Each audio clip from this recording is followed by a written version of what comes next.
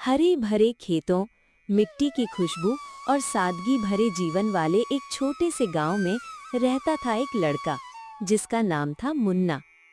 मुन्ना के पास ना कोई बड़ी दौलत थी, ना कोई बड़ा घर, लेकिन उसके पास था एक ऐसा खजाना जो किसी अमीरी से कम नहीं था, उसकी प्यारी दादी। मुन्ना अपने माँ बाप को बचपन में ही खो चुका था। तब से उसकी दादी ही उसकी पूरी दुनिया थी। घर भले छोटा था, लेकिन उस घर में प्यार बहुत बड़ा था। अरे मुन्ना, ओ मुन्ना बेटा, उठ जा, सूरज आधा आसमान पार कर गया। मुन्ना कंबल में लिपटा सो रहा था। दादी, बस 5 मिनट। ये 5 मिनट रोज 1 घंटा बन जाते हैं। तभी दादी आकर कंबल खींच लेके है। अरे दादी। चल उठ जा शेर, नहीं तो नाश्ता गोलू को खिला दूंगी। नहीं नहीं, मेरा नाश्ता कोई नहीं खाएगा। मुन्ना चाहे कितना भी आलसी हो सुबह उठने में, लेकिन खाने के नाम पर उसकी नींद सेकंडों में गायब हो जाती थी। फिर मुन्ना हाथ मुंह धोकर बैठता है। दादी थाली में गर्मा गर्म बाजरे की रोटी और गुड़ रख देती हैं। वाह दादी, आज तो मजा आ गया। खा ले बेटा, आज बस इतना ही है। दादी, आपके हाथ की ये साधारण रोटी भी शहर के बड़े खाने से अच्छी लगती है। खाना बड़ा या छोटा नहीं होता बेटा, प्यार से बना हो बस वही काफी है। सच दादी, अगर खाना बनाने की कोई प्रतियोगिता हो ना, तो आप ही जीतोगी। अच्छा जी, इतना बड़ा शेफ बना दिया मुझे। बिल्कुल। दादी के हाथों में सच में जादू था। साधारण खाना भी ऐसा बनता था कि खाने वाला उंगलियां चाटता रह जाए। दादी, आज मैं काम ढूंढने जाऊंगा, कुछ ना कुछ कमाना पड़ेगा। तू अभी बच्चा है मुन्ना। बच्चा हूँ तो क्या हुआ, आपकी मदद तो कर सकता हूँ। बस अपना ध्यान रखना। ठीक है। इसके बाद मुन्ना घर से बाहर चला जाता है। मुन्ना का दिल बहुत बड़ा था। वो अपनी दादी को मेहनत करते नहीं देख सकता था, इसलिए छोटी उम्र में ही जिम्मेदार बन गया था। चलते चलते मुन्ना एक खेत के पास पहुंच जाता है और कहता है, काका, कोई काम हो तो बताइए। आज नहीं बेटा।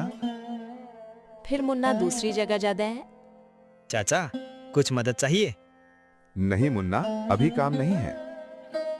एक जगह, 2 जगह, 3 जगह, लेकिन हर जगह वही जवाब। मुन्ना थका हुआ पेड़ के नीचे बैठ जाता है और कहता है, लगता है आज भी काम नहीं मिलेगा। उसी समय गोलू उसके पास आता है। अरे मुन्ना, यहाँ क्यों बैठा है? काम ढूंढ रहा था, लेकिन कुछ नहीं मिला। चल छोड़, मेरे पास आधा गुड़ है, खाएगा? आधा? बाकी आधा मैं खा चुका हूँ। कभी कभी मुश्किल दिन भी दोस्तों की वजह से आसान लगने लगते हैं। वैसे तेरी दादी इतना स्वादिष्ट खाना बनाती हैं। हाँ? क्या सोच रहा है गोलू? यही कि तू इतना परेशान क्यों है? दादी अकेले सब संभालती हैं, घर का खर्च, खाना, सब कुछ। मैं भी कुछ मदद करना चाहता हूँ, लेकिन कोई काम ही नहीं देता। काम क्यों ढूंढ रहा है जब काम तेरे घर में ही है?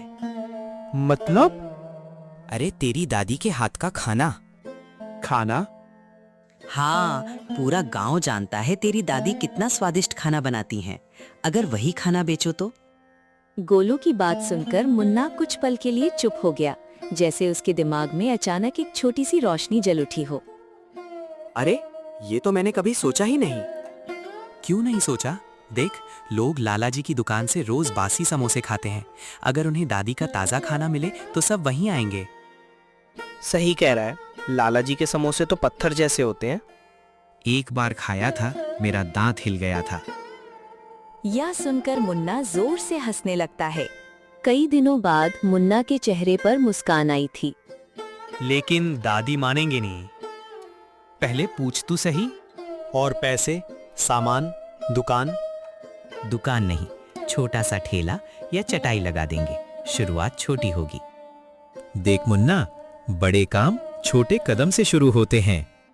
गोलू भले पढ़ाई में कमजोर था, लेकिन कभी-कभी उसकी बातें बहुत समझदारी वाली होती थीं। चल अभी दादी से बात करते हैं। इतनी जल्दी?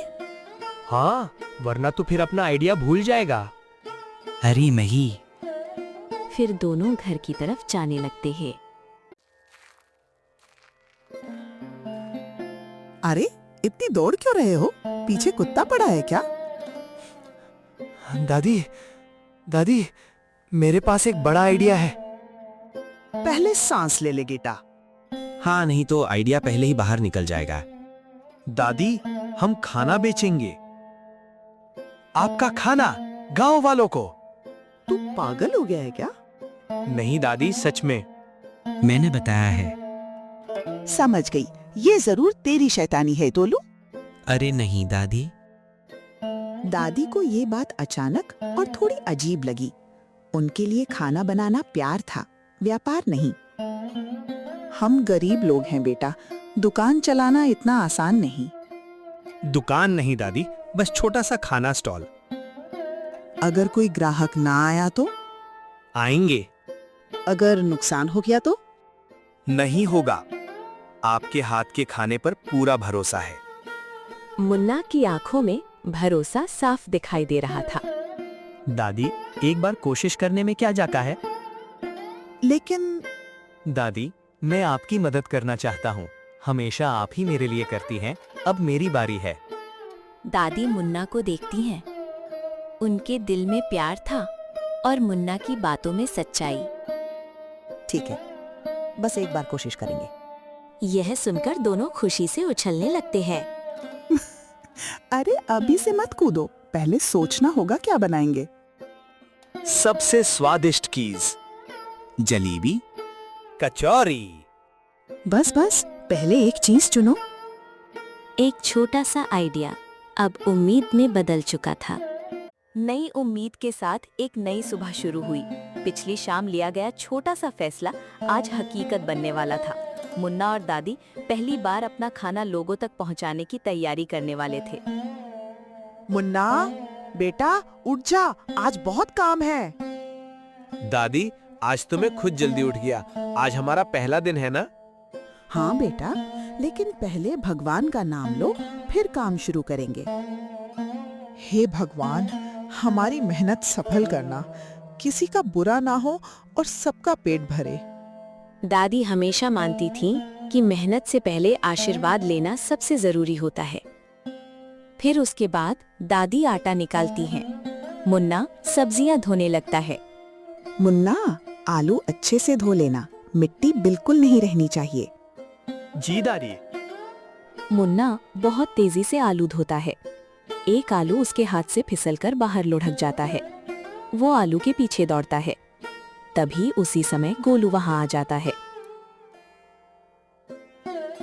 अरे, आलू पकड़ रहा है या कबड्डी खेल रहा है? ये आलू बहुत तेज भागता है। घर में पहली बार इतनी खुशी और उत्साह था। ऐसा लग रहा था जैसे कोई त्योहार आने वाला हो। उसके बाद दादी कचौरी का मसाला तैयार करती हैं।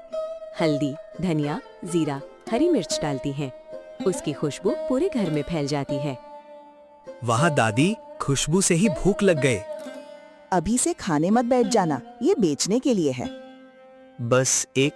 दादी, नहीं, बिल्कुल नहीं। देखा, मैंने पहले ही कहा था। जब पूरा परिवार मिलकर मेहनत करता है, तब मुश्किल काम भी आसान लगने लगता है। फिर कुछ देर बाद गर्मा गर्म कचौरियाँ तैयार हो जाती हैं, साथ में आलू की सब्जी भी। दादी, इतनी सारी कचौरियाँ? बस भगवान करे सब देख जाएं। जरूर बिकेंगी। फिर कुछ देर बाद मुन्ना और गोलू एक पुरानी लकड़ी की मेज रखते हैं। एक हाथ से बना बोर्ड लगाते हैं, दादी की गर्मा गर्म कचौरी। कैसा लगा बोर्ड? बहुत बढ़िया। लिखावट थोड़ी टेढ़ी है, लेकिन दिल से सीधी है। उनके पास बड़ी दुकान नहीं थी, महंगा सामान नहीं था, लेकिन उनके पास मेहनत, ईमानदारी और स्वाद था। और कभी-कभी यही तीन चीजें किसी भी बड़े कारोबार की सबसे मजबूत नींव बन जाती हैं। दादी प्यार से पहली कचौरी थाली में रखती हैं। तीनों सड़क की ओर उम्मीद भरी नजरों से देखते हैं, लेकिन कोई ग्राहक नहीं आता। 1 मिनट, 2 मिनट, फिर भी कोई नहीं। दादी, क्या आलू गाएंगे? धैर्य रखो बेटा, अच्छे काम में थोड़ा समय लगता है। कभी कभी मेहनत का फल तुरंत नहीं मिलता, लेकिन जो लोग धैर्य रखते हैं, किस्मत भी एक दिन उनका साथ जरूर देती है। दादी, आधा घंटा हो गया, कोई भी नहीं आया। घबरा मत बेटा, नया काम है, लोगों को पता चलने में समय लगता है। अगर कोई नहीं आया तो मैं सारी कचौरियां खा लूंगा। तू तो इसी इंतजार में बैठा है। उसी समय एक लड़का वहां रुककर कचौरियों को ध्यान से देखने लगता है और कहता है, दादी, ये कचौरी कितनी है? बेटा, सिर्फ 10 रुपए थी। दादी गर्मा गर्म कचौरी, आलू की सब्जी और थोड़ा सा अचार परोसती है। जैसे ही पहला निवाला उसके मुंह में गया, उसके चेहरे की मुस्कान सब कुछ बता रही थी। वाह दादी, ये तो बहुत स्वादिष्ट है। मैंने इतनी अच्छी कचौरी पहले कभी नहीं खाई। भगवान तुझे खुश रखे बेटा। उसके बाद वो लड़का पैसे देकर खुशी खुशी आगे बढ़ जाता है और कुछ ही देर बाद वो अपने 2 दोस्तों के साथ वापस आता है। यही है वो कचौरी। हाँ, जल्दी खाओ नहीं तो खत्म हो जाएगी। दादी, हमें भी देना। दादी 3 प्लेट तैयार करती हैं। तीनों लड़के बड़े चाव से खाते हैं। तभी पास से गुजर रहे 2 किसान लड़कों को खाते हुए देखते हैं। लगता है खाना अच्छा है। चलो हम भी चख कर देखते हैं। बहन जी, 2 प्लेट देना। दादी जल्दी से गर्मा गर्म कचौरियां परोसती है। अरे, ये तो कमाल का स्वाद है। इतनी स्वादिष्ट कचौरी तो मैंने मेले में भी नहीं खाई। दादी, मैंने कहा था ना, सबको पसंद आएगी। ये सब भगवान की कृपा है बेटा। धीरे धीरे एक महिला आती है, फिर 2 बुजुर्ग, फिर कुछ बच्चे, फिर खेत से लौटते मजदूर। स्टॉल के सामने छोटी सी लाइन लग जाती है। कुछ ही घंटों में छोटा सा स्टॉल पूरे गांव की चर्चा बन गया। हर कोई दादी के हाथ का स्वाद चखना चाहता था। शाम होने लगती है और बर्तन लगभग खाली हो जाते हैं। आखिरी कचौरी भी बिक जाती है। दादी, एक भी कचौरी नहीं बची। कल तो हमें ज्यादा बनानी पड़ेगी। पहली ही कोशिश सफल रही। मेहनत रंग लाई और दादी के हाथों का स्वाद पूरे गांव में फैलने लगा। लेकिन जहां किसी की तरक्की होती है, वहां कुछ लोगों के मन में जलन भी पैदा होने लगती है। लाला जी अपनी दुकान के बाहर बैठे थे। आज उनकी दुकान लगभग खाली थी। दूर से वे मुन्ना की स्टॉल पर लगी भीड़ को देख रहे थे। लगता है ये छोटा सा स्टॉल मेरे ग्राहकों को छीन रहा है। अगर इन्हें अभी नहीं रोका तो मेरी दुकान बंद हो जाएगी। पहले दिन की सफलता ने मुन्ना और दादी का आत्मविश्वास बढ़ा दिया था। उन्हें उम्मीद थी कि आज भी गांव वाले उसी प्यार से उनके हाथ का खाना खाने आएंगे। वहीं दूसरी तरफ लाला जी अपनी दुकान के बाहर बैठे थे। आज भी उनकी दुकान पर कोई ग्राहक नहीं था। वो दूर से मुन्ना के स्टॉल पर भीड़ देखकर गुस्से में मुट्ठी भींच लेते हैं। कल तक ये लड़का काम ढूंढता फिरता था और आज मेरी दुकान के सामने भीड़ लगा दी। मालिक, लोग कह रहे हैं कि दादी के हाथ का खाना बहुत स्वादिष्ट है। स्वादिष्ट होगा, लेकिन अगर लोग वहां जाना ही बंद कर दें तो? आप क्या करने वाले हैं मालिक? बस एक छोटी सी अफवाह और पूरा गांव उन पर भरोसा करना छोड़ देगा। जब इंसान मेहनत से नहीं जीत पाता तो कुछ लोग गलत रास्ता चुन लेते हैं। फिर लाला गांव की गलियों में घूमने लगता है। उसे जहां भी 2-3 लोग खड़े मिलते हैं, वो धीरे धीरे बातें करने लगता है। सुना तुमने? कल रात मैंने देखा उनके घर के पास बहुत गंदगी थी। सच में ऐसा है क्या? अरे, मैं झूठ क्यों बोलूंगा? मैं तो बस गांव वालों की भलाई चाहता हूँ। पता नहीं खाना कितना साफ बनता होगा। अगर ऐसा है तो बच्चों को वहाँ नहीं भेजना चाहिए। झूठ की सबसे बड़ी ताकत यही होती है कि अगर उसे बार बार दोहराया जाए तो कुछ लोग उस पर यकीन करने लगते हैं। और दूसरी तरफ मुन्ना और दादी स्टॉल पर ग्राहकों का इंतजार कर रहे थे, लेकिन आज भीड़ नहीं थी। दादी, आज क्या हो गया? लोग आ क्यों नहीं रहे? पता नहीं बेटा, कल तो सब बहुत खुश थे। तभी एक बुजुर्ग स्टॉल के पास आते हैं।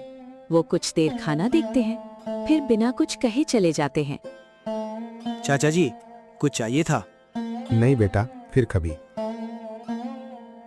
तभी गोलू दौड़ता हुआ आता है और कहता है, मुन्ना, मुझे पता चल गया। पूरे गांव में लाला जी अफवाह फैला रहे हैं कि हमारा खाना साफ नहीं होता। क्या? लेकिन ये तो झूठ है। गुस्सा मत करो बेटा। लेकिन दादी, हमने किसी का क्या बिगाड़ा? बेटा, जब इंसान आगे बढ़ता है तो कुछ लोग खुश होते हैं और कुछ लोग जलते हैं। मुन्ना का दिल टूट चुका था। उसने कभी नहीं सोचा था कि उसकी मेहनत का जवाब उसे झूठ और बदनामी से मिलेगा। मुन्ना दूर खड़े लाला जी को देखता है। लाला जी हल्की मुस्कान के साथ अपनी दुकान पर बैठे थे। मैं अभी जाकर उनसे बात करता है। रुक जा बेटा, झगड़े से कभी भरोसा नहीं जीतते। तो फिर क्या करें? अगर हमारा खाना सच में अच्छा है तो सच्चाई खुद लोगों तक पहुंच जाएगी। हमें बस ईमानदारी से अपना काम करते रहना है। लेकिन लोग सच कैसे जानेंगे? दादी कुछ पल सोचती हैं और फिर कहती हैं, कल पूरे गांव को बुलाएंगे और सबके सामने खाना बनाएंगे और सबको चखाएंगे। फिर फैसला गांव करेगा। यही सही रहेगा। सच्चाई को अपनी ताकत साबित करने के लिए बस एक मौका चाहिए होता है, और मुन्ना, दादी और गोलू वही मौका देने वाले थे। अगले दिन दादी ने पूरे गांव के सामने साफ सफाई से गर्मा गर्म कचौरियां बनाईं। अब सच सबकी आंखों के सामने था। अरे, खाना तो बिल्कुल साफ सुथरे तरीके से बन रहा है। और स्वाद भी कमाल का है। लाला जी ने झूठी अफवाह फैलाई थी। दादी और मुन्ना ने हमेशा ईमानदारी से काम किया है। तभी लाला जी शर्मिंदा होकर आगे आते हैं और कहते हैं, मुन्ना, दादी, मुझसे गलती हो गई, मुझे माफ कर दीजिए। अगर अपनी गलती से सीख लो तो माफी मिल जाती है। आगे से किसी की मेहनत से मत चलना। मैं वादा करता हूँ। मुन्ना, दादी और लाला जी मुस्कुराते हैं। गांव वाले तालियां बजाते हैं। कुछ दिनों बाद दादी के स्टॉल पर फिर से भीड़ दिखाई देती है। मेहनत, ईमानदारी और सच्चाई की जीत हमेशा होती है। किसी की तरक्की से जलने के बजाय अपनी मेहनत पर भरोसा करना ही सफलता का असली रास्ता है।